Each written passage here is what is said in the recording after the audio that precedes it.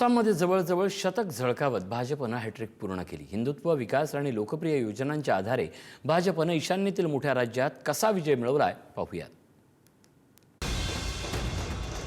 आसाममध्ये भाजप जिंकणार हा अंदाज होता आणि मुख्यमंत्री हेमंत बिस्वा शर्मा यांनी तो खरा करून दाखवला।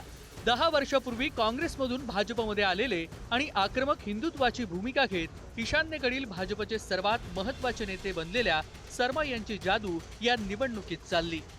भाजपनं आसाम गण परिषद आणि UPPL म्हणजे युनायटेड पीपल्स पार्टी लिबरल या पक्षांजवळ युती करत 100 जागांवर मजल मारली। 10 वर्षांपूर्वी भाजपनं आसाममध्ये काँग्रेसची 15 वर्षांची सत्ता उलथवून प्रथम विजय मिळवला।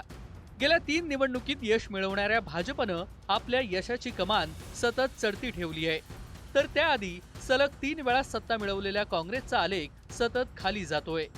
गेल्या वेळी 29 जागा जिंकणाऱ्या काँग्रेसला यावेळी केवळ 20 जागा मिळवणंही अवघड झालं। बांगलादेशी घुसखोरांचा मुद्दा भाजपनं जोरदार मांडला।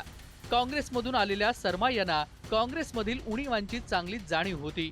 आक्रमक हिंदुत्वाला त्यांनी विकासाची जोड दिली, त्याचा फायदा भाजपला झाला। दुसरीकडे काँग्रेसला न विरोधकांची मोठ बांधता आली, न भाजपच्या आक्रमक प्रचाराला तोंड देता आलं। आसाममधील काँग्रेसचा चेहरा असलेल्या गौरव गोगोई यांनाच पराभव पत्करावा लागलाय। यावरूनच काँग्रेसची आसाममधील स्थितीही लक्षात येते। बदरुद्दीन अजमल यांच्या AIUDF पार्टीमुळे झालेलं ध्रुवीकरण देखील भाजपसाठी फायदेशीर ठरलं। एकूणच आसाममध्ये भाजपची वाढती ताकद कधी काळी तिथे मजबूत असलेल्या काँग्रेससाठी मोठं आव्हान असेल, हे या निवडणुकीनं दाखवून दिलंय। ब्युरो रिपोर्ट, पुढारी न्यूज।